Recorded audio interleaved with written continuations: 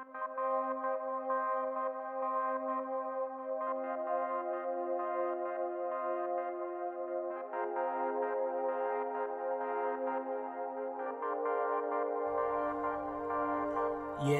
we bring reviews of your house, talk to our dudes of your house. I bring my views of your house, wrestling truths of your house. We talk to you in your house, we keeps it cool in your house, we keeps it cool in your house. I'm spitting truths in your house. Yeah.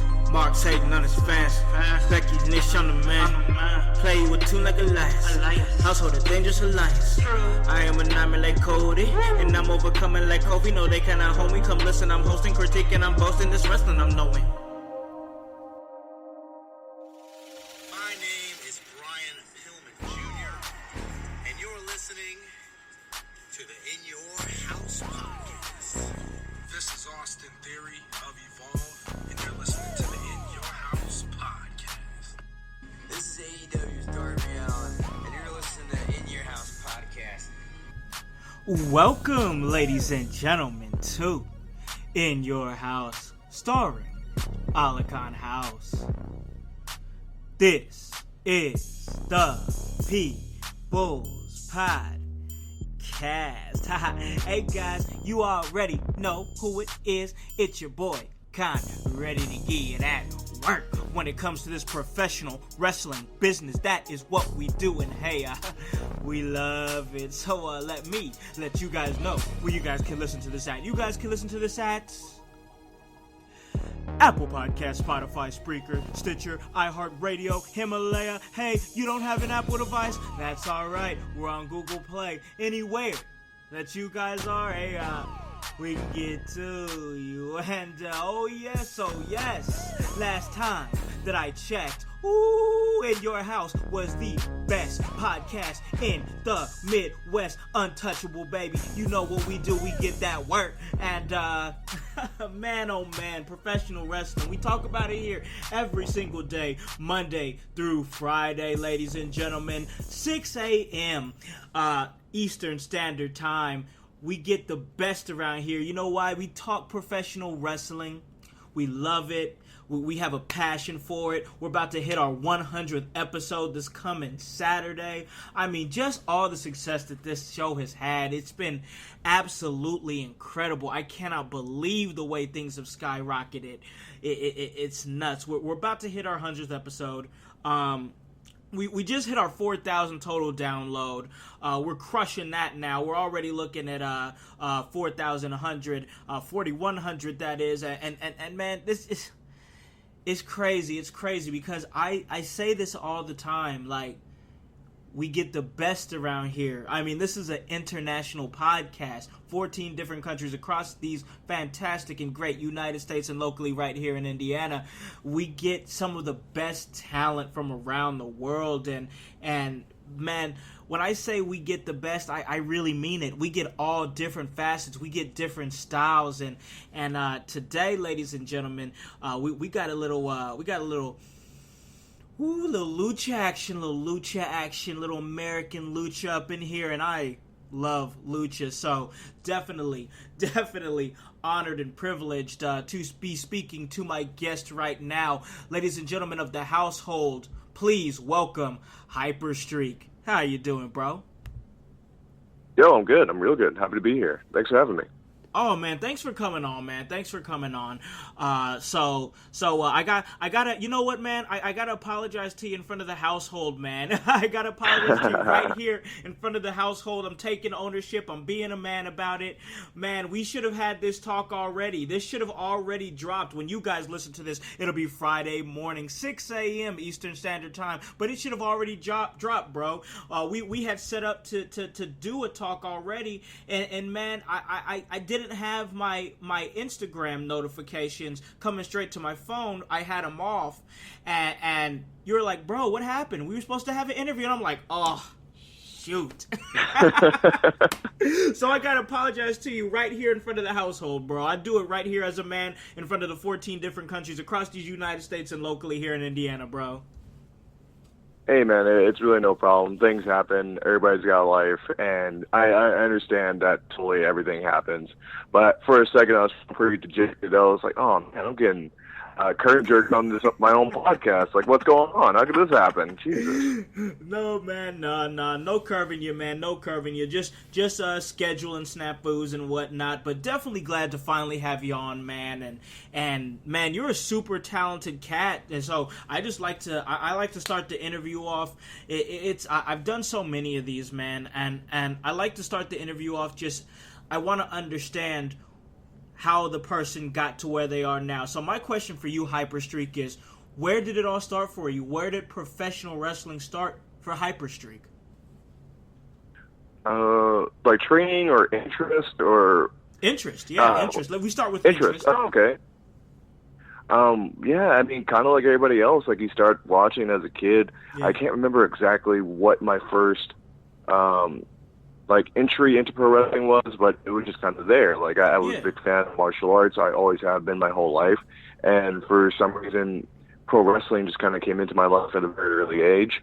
I was a huge fan of Stone Cold Steve Austin. Yeah. But now that I think about it even more, like I was like, oh yeah, I really love Steve Blackman and Ken Shamrock when I was a kid too. Like they were the fighters, they were the martial artists. Yeah. So I remember being a big fan of them too. And then, of course, like everybody else, you kind of have that phase where wrestling just kind of fades into the background and you don't watch for a few years. Yeah. And then it was probably when I was about 15 years old, me, my best friend, and my grandmother and my nana, we went out to the video rental store down the street. And we were just trying to find a video game to play for the day, like we did when we were 14. Yeah. And we wound up picking up SmackDown, Here Comes the Pain. Oh, and from there... Yeah, best wrestling game ever. From there, that's just kind of really what reignited it. And I started playing Here Comes the Pain. Ben, like, isn't the biggest wrestling fan. He's more like a very, very, very casual. So he's like, oh, yeah, the WWF. All that. But me, like, that's where it just restarted, and it grew and burned up inside of me ever since. So I started watching wrestling on television again. And then not long thereafter, I started getting we got away from dial-up internet because we had dial-up internet for a really long time prior to. We finally got regular good internet. So and that's around the same time that YouTube had started. Oh. And that's when I started to find XPW, Extreme Pro Wrestling from Southern California with all the death matches and CZW and all this crazy, crazy nonsense that I'd never seen before.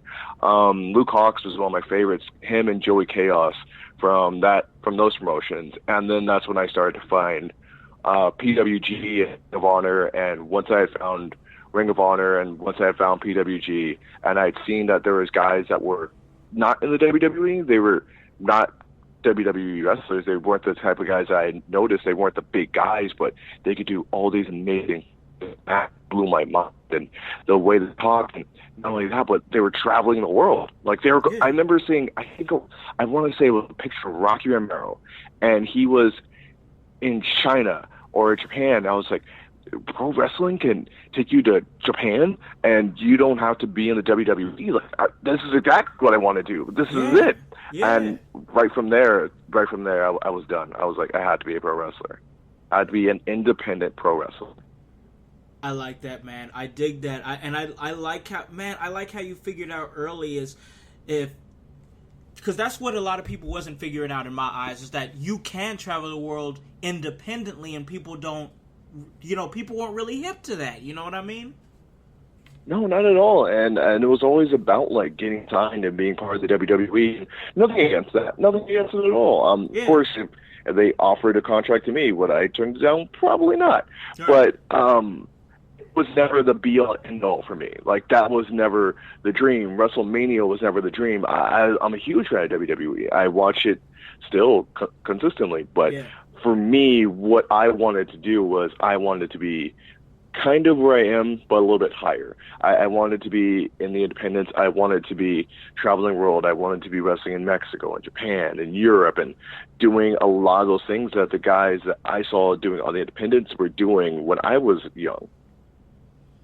I like that, man. I like that a lot. I like the fact that you own the independence of being a wrestler. That's just awesome to me, because the thing is, from what I understand, you're really doing a lot of the work yourself. You're booking your own dates, keeping track of your own dates, when you got to go, it's the way I see it is, for you to want to be independent, to me, that shows that you're a self-starter. I am. I don't know what it is. I just like to do things on my own, and as I've learned and grown and progressed in my life, I've seen like more and more the importance of doing stuff for yourself, doing things on your own. Yeah. Like working for a big company, a lot of people think like, oh, I'm just going to get in with this company, whether it be in pro wrestling or any other career field. And they think like, oh, okay, this is just going to be it. I'm just going to work for this company and I'm going to move up and they're going to take care of me. But I've seen it happen like dozens of times, whether you be an athlete or a lawyer or whatever. Yeah. Once your position's no longer useful, then you're done. And then what do you do? It's awful, and it can happen to anybody. So, but if you are creating that thing for yourself, like with you and your podcast, you can't fire yourself from your podcast. Thanks. So as long as you want to do this podcast, you're going to do it. And if it gets successful and you can, like, even if you don't make a living at it, if you're just happy doing it, then I think that means a lot. That means a lot. I agree with that, man, because that, in my eyes, bro, that is how I personally, I'm not talking about everybody else, I'm talking about that's how I measure success. Yes, a lot of people measure success in dollars and nickels and coins and yada yada yada. That's cool, and possessions, and that's cool. But the way I assess success is, are you happy doing what you're doing? And you just said it right there. You know what I mean? You said it right there. That's how I measure success. And speaking of success, man, it seems like you're having a whole lot of success doing what you want to do, and that's be an international professional wrestler. Now, I want to ask you this next question, and this next question is this, man, is who influenced you? I mean, I see that you wrestle under a hood, and you know your style, from what I was seeing, like you said yourself, American Lucha. So I want to know, who influenced you? Who made you? Who is the blueprint of Hyperstreak? Oh, that's an interesting question, because I kind of gone over that to myself a few times. Mm-hmm. So it kind of, all right. So the way I can put it is, one of the first people that really like drove home, I want to do this, that drew me in, that made me so interested and enthralled with not just pro wrestling, like independent wrestling, and wanting to do this, was CM Punk. Okay. And I remember seeing him just do a promo, and I was like, I'm all in with this guy. This guy's real. Like, whatever, I don't know nothing about this guy, but it's that really famous promo where he's in the staircase and he's talking about Raven and being like his dad and drinking and all this kind of stuff. And I was like, yeah, this is the guy. Like, this is it right here. He had another promo with about Jimmy Rave, where Jimmy Rave and Prince Nana tried to like took a cheese grater to his straight edge tattoo on his stomach and tried to grate his tattoo off. Wow. And then afterwards, like the promo that he proceeded to do was, so it was awe-inspiring. Like, it was amazing. And it wasn't the wrestling. It was just him talking. And I was done. Like, right after I saw those, I went straight to the Ring of Honor website. I bought the Best of CM Punk DVD with like 4 other DVDs. And that was kind of it from there. But he was the one who really got me interested. But he didn't really influence the style. When I would think of like guys that would influence the style, would be Masato Yoshino from Dragon Gate. I was huge on him, and seeing him wrestle, seeing the Dragon Gate guys wrestle when I was very young, like a teenager, was influential to me. And seeing that style, I don't know what it was, maybe just being so young and naive, like seeing those guys for the first time, they were like living dragons. Like, it was crazy to see their style and what they could do and how different they were. And Yoshino, with the speed and everything that he could do, that blew my mind. And then there would be Namichi Marufuji from Pro Wrestling No Way. Him and the matches that Kenta would have, they're some of my favorite matches I've ever seen in my life. And Marufuji just invented so many things, and it's just crazy to me because I don't think people really acknowledge that fact that there were so many things that Marufuji had done, and he's been doing for 14, 15 years that he's just amazing. He's one of the best wrestlers on earth.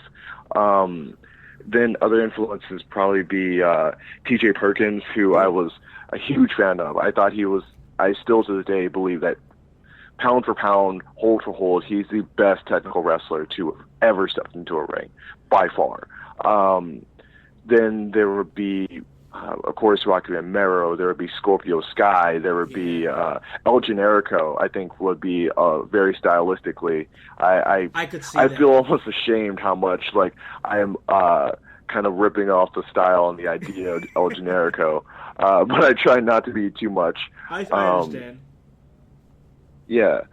Brian Kendrick, that's who I was forgetting. Brian Kendrick, who I was actually luckily enough, him and Paul London, like they were two of my favorite guys in WWE to watch, especially with them being smaller guys. I had something to relate to, and just the way they moved and like their their gear and the mask and how quick they were. Like I was like, wow, those guys are amazing. And then when Brian Kendrick came back and he was the Brian Kendrick and he had the jacket and the hair and the way he moved and talked, I thought it was amazing. And I've been lucky enough to like train with Brian and spend a lot of time with Brian. He's a mentor of mine. So I got really, really lucky with that. And that's somebody who really influenced me and I looked up to at such an early age. Like now he's kind of a friend of mine, and I really appreciate that. That's cool. That is awesome. Always been a fan of Brian Kendrick. Always been a fan of his style.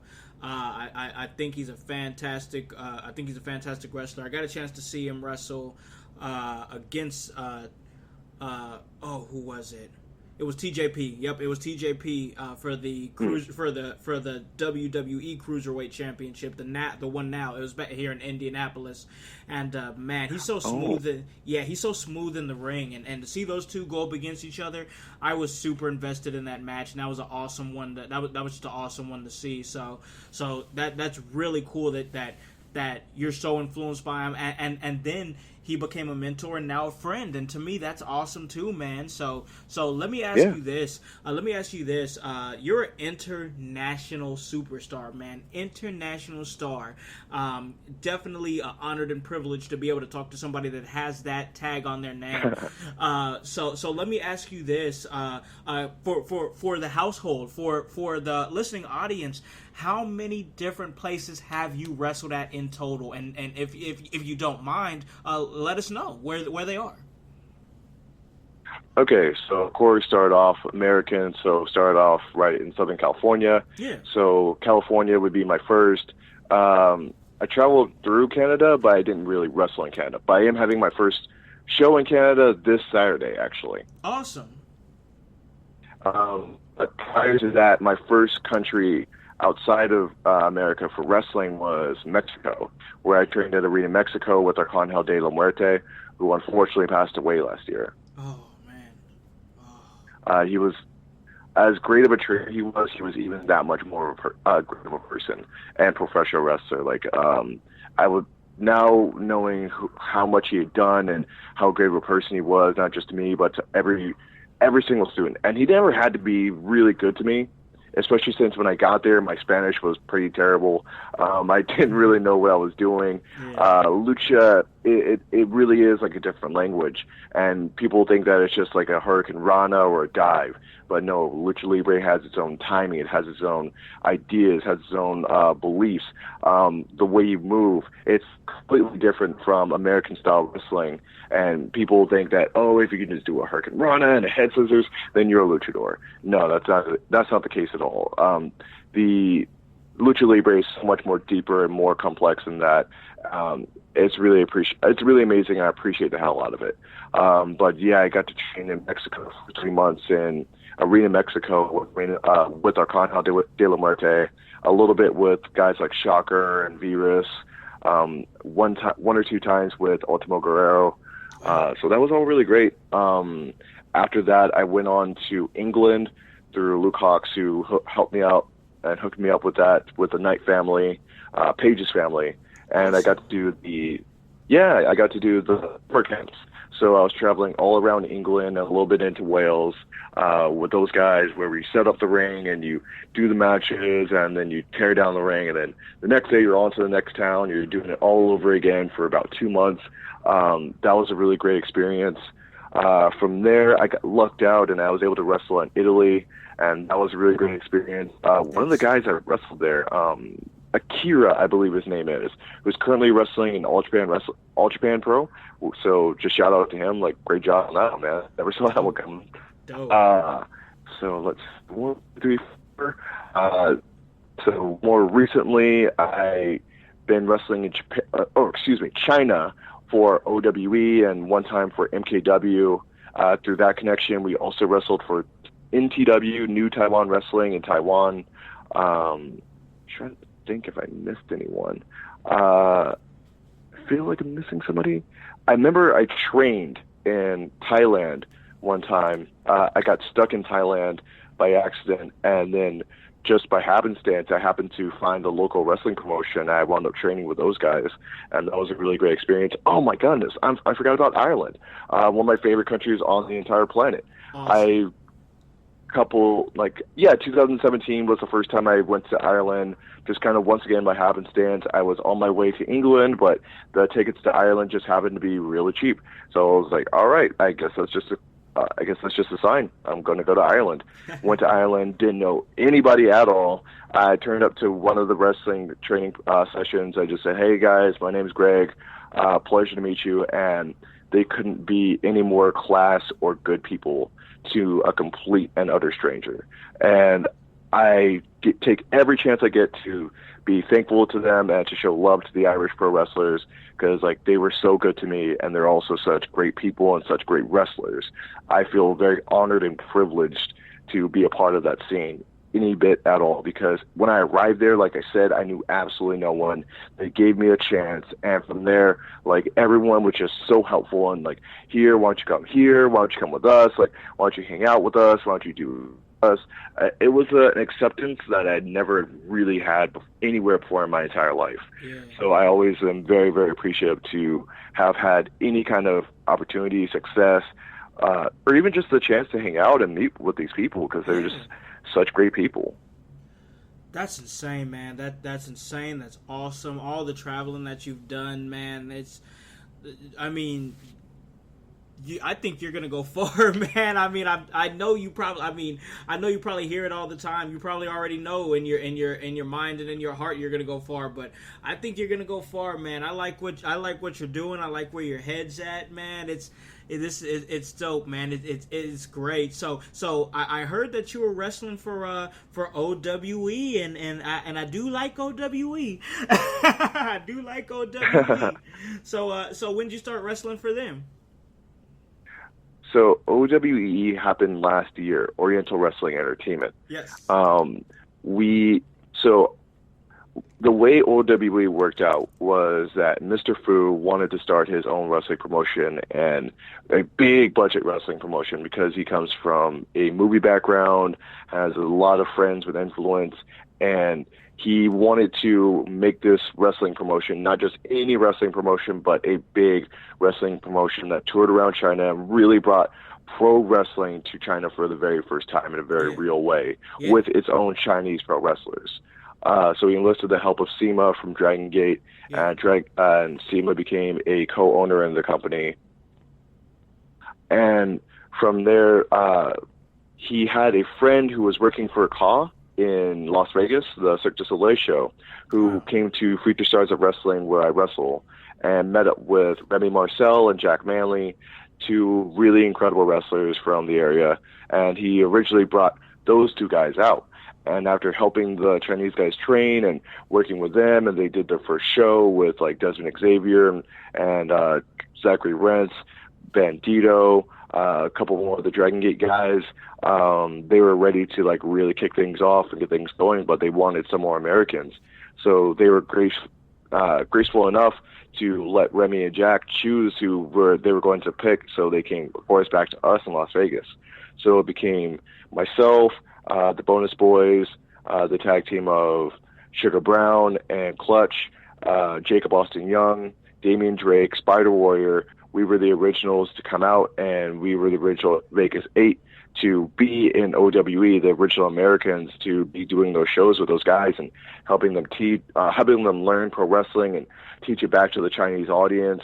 And really, I guess we were kind of like the trailblazers in a way, if you want to see it that way. Yeah. And working alongside the Japanese guys as well. So we were doing their first few shows, and we would come in for 2 months at that first time, and then we will leave, come back for another 2 months, leave, and then my last tour was 3 months. So last Christmas, I wrestled for Wildcat Wrestling literally on Christmas.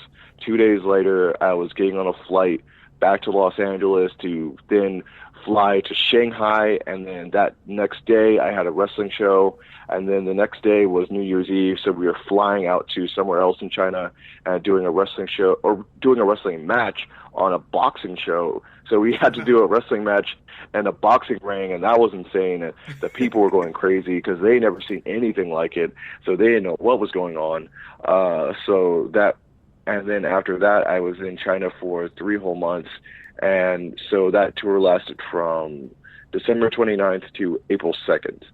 And right now I'm in between staying here in America, and I'm trying to figure out a time when I can go back to China. Because as weird as it is and how bad it can be at times, just from all the cultural differences and being so far away from your family, I've really grown like a real kinship with those guys. And I praise them a lot because a lot of them didn't have pro wrestling backgrounds. A lot of them had no idea what pro wrestling was until they were offered this job. And they still work really hard, and they still try their best. But there were a couple of guys that were very passionate about pro wrestling, and they had their first opportunity to be pro wrestlers, and they jumped at it.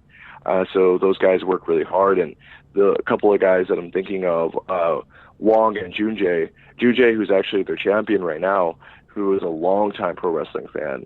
And when he also came from a Shaolin background, so he has a martial arts background, but he also has that love of pro wrestling. Yeah. So he's one of the strongest performers. And Wong, who didn't have any kind of background in pro wrestling or any kind of background in martial arts either, but he loved WWE and he wanted to be a wrestler so much so that when the opportunity came, he jumped at it. And those are two of our favorite guys to be around and talk to and hang out with because, they have the same kind of passion as we do. But it's just so crazy because, they're a totally different age. They're both, 18 or 19 years old, and they come from a completely different world. And yet here we are sharing this love of pro wrestling, this passion for what we do in their country. And it's really cool. It's really great to be around those guys. That's awesome, man. Hey, man, that's the beauty of pro wrestling. It brings people together. That's what I've learned in a real way, man. It really does. Yeah, I keep telling people all the time, I first and foremost, I believe that there's good in everyone and that there's good people everywhere you go. And I really believe that my story, my journey is proof of that because everywhere I've gone, whether it's been wrestling or not, someone has given me a helping hand. Somebody's gone out of their way to help me out. Somebody has tried to take care of me, and I try to just give that back and show that off to the world as much as possible. But in pro wrestling, we just understand each other like no one else can because no one else can really understand what it's like to have this need and desire to do what we do, to go through all the pain and go through all the hardship, to be in that ring and and go through all the disappointment, to live that high and to put on that show and be that persona, be that person. So and everywhere I go, whether it's in Thailand or China or Mexico or Ireland or England, Amsterdam or Italy, I just find this love of pro wrestling, and it's always the same. And that's how we just come together like that. So it didn't matter the language, it didn't matter where you came up. You and this other person had the same similar passion for pro wrestling, and you just bond off that, and it's amazing. I totally agree with that, man. I totally agree with that. Every word that you just said. Professional wrestling, it's magical, man. It really is. I know I love it. I've had a passion for it ever since I was a kid. So man, and now this is what I do now is my way of giving back to the business. You know what I mean? The business that's given me so much, and I love it, man. I love it. So Man, what just what a story! What a story of where you came from, how far you've came, and man, it's crazy to me. I absolutely love it. I love to hear these stories. I mean, OWE is hot. It's really on fire. I'm not sure if you're hip to what's going on, which I'm sure you are hip to what's going on, and that's the fact that OWE is expanding to the UK. Yeah, we are. I don't know if I can say this right now, but I'm just going to go ahead and say it. Ooh, okay. So, kind of breaking news, but I'm actually going to be a part of the OWE UK. Ooh, yes. Yeah, that's So, what I like to hear. I'm not sure in what form or facet, but I've already spoken with the promoter there. I'm not exactly sure on the dates. I know that the 17th and 21st, they're doing the tag team tournament.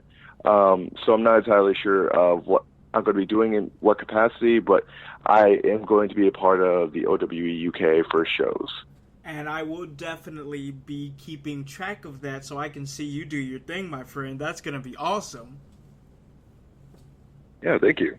No problem at all. So, this is the part of the show where I really do like to try to give back. And this gives you your opportunity, your floor, your platform for the 14 different countries across these great United States and locally here in Indiana for you to plug anything that you want to, Hyperstreak. That's your social media, upcoming dates, anything. This is your platform right here. Plug away, my friend. Cool. All right. So, yeah, on social media, you can find me on Facebook, Hyperstreak Gregory Sharpe, but I really don't update that too much. Like I was saying, I've kind of gotten away from Facebook. It's not really my platform. Once again, another platform that I don't entirely use, it's there, but Twitter at I'm old Greg Sharpe on Twitter. I every now and then will throw out a tweet, but it's kind of few and far between. But really, if you want to follow me and know what I'm doing, follow me on Instagram at HyperstreakGS. I post pretty regularly. I can let you know what my schedule is, where I'm going to be, what I'm thinking about, what I'm doing. Instagram is like really my favorite form, especially since before pro wrestling, well, maybe not before pro wrestling, but the other thing I really wanted to do was I wanted to be a photographer. That passion kind of faded away as I learned about myself and what I really like to do, which is like being active and staying and doing things, using my body to express myself. That was my form of expression, was pro wrestling, so the photography just kind of fell off. But I still love looking at photos. I love artwork, and so Instagram is just really cool to me. So Instagram at HyperstreakGS is where you will find me on Instagram. I'm wrestling a lot in the West Coast right now. I'm living in Las Vegas, so always check me out, Future Stars of Wrestling, occasionally at what's the other one? Versus Pro Wrestling. They're taking a bit of a hiatus right now. They're trying to find a new venue, but as soon as they do, I'm sure I'll be in there in some capacity. Lucha Libre Las Vegas, I'm a regular part of that as well. Down in Arizona with Party Hard Wrestling, one of my favorite promotions ever. It will be back on October 19th. That's Party Hard Wrestling. Will be back October 19th in Mesa, Arizona. A couple other places. I'm just getting back to Wrestling from Hollywood. I've done 2 episodes now, and I'm very excited to be back. I've been with Championship Wrestling from Hollywood since its inception, because I've been wrestling for about 10 years now, and that show's been going for about 8 or 9. So I've been there intermittently since 2011, and this will be my first time back there in 2 or 3 years. So it's really good to be back with old friends, guys I've been doing this with since I started, and I'm really happy to see all the success and all the things that they've done since getting started. I'm also wrestling for Wrestling Pro Wrestling in Burbank, California. One of my favorite weird shows. So different, so cool, so much fun. If you love pro wrestling and you've been a long-time fan of pro wrestling, or if you just like weird stuff, come check out Wrestling Pro Wrestling, and I'm positive you'll be entertained. It's such a great time. Wildcat Wrestling. Oh, how could I forget? Shout out to Luke Hawks. Huge! Can I say the F-bomb? You can. Go ahead. Yeah, do it. Huge fucking arms, Luke Hawks. Wildcat Wrestling down in New Orleans. one of my favorite places to wrestle for. So I haven't been there since Christmas. I'm working it out. I'll see when I can come back. And, of course, keep checking out Oriental Wrestling Entertainment, OWE, the best pro and premier pro wrestling from Shanghai, China. Such great guys working so hard, and they're really going to blow the place up. I think they're really going to blow up sooner or later. We're just working on those visas. The whole China-America thing is kind of hard. Yeah, but as soon as they get that figured out and we can get those guys in front of bigger audiences, I'm really excited for what they can really do. Oh, yes, OWE is definitely something that you guys out there in the household need to keep an eye on. OWE is about to explode. You definitely want to check that out. Hop on that bandwagon, most definitely. And, man, before I say anything else, before I say another sentence, we call this a really great interview because I think this went fantastic. Hyperstreak, thank you for all that you do in the ring for our entertainment, bro. Oh, thanks, man. I really appreciate you saying that. I have a lot of friends that are very successful. So a lot like Peter Avalon, say, for instance. I've been a long time for Peter, so I'm so happy to see success. Another guy, a couple other guys from back home in Las Vegas would be like Chris Bay and Killer Cross, are just absolute monsters, killing the business right now. Hammerstone out of Arizona, who I've known I've had the pleasure of knowing for a really long time. He's been a part of FSW for a really long time, and now he's kind of getting to blow up on the world stage with MLW. Oh, yeah. And I'm really glad for my friends, but I'm really happy to have been able to do this podcast and share a bit of my story with you and for all your listeners. I hope it resonates with some people. I try to do a little... Yeah, I try to keep it different.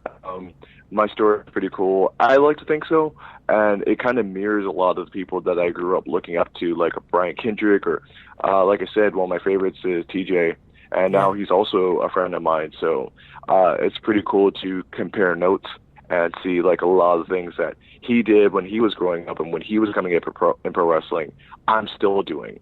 And those things that people that really like they don't do anymore, and I'm still doing them, from like going to all these countries and living with the people and traveling and training with them and really getting immersed in not just the pro wrestling there, but the culture and really becoming a part of it. It's not just like these shallow one shot, two shots. No, I'm really going to become friends with these people all over the world. Oh yeah, one more, OTT out in Ireland, one of the biggest promotions in Europe, and I'm very privileged to have been part of it, not just once but twice, and hopefully more in the not so distant future. That is awesome, man. That is awesome, and man, you've got a bright future ahead of you, my friend. I can tell you right now that you are gonna go far, and man, I just want to say thank you so much, Hyperstreak, for coming on and blessing my podcast. I appreciate you so much, man.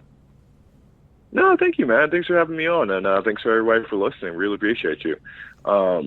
If you ever see me, come say hi. Come send me a message. Always happy to talk to everybody.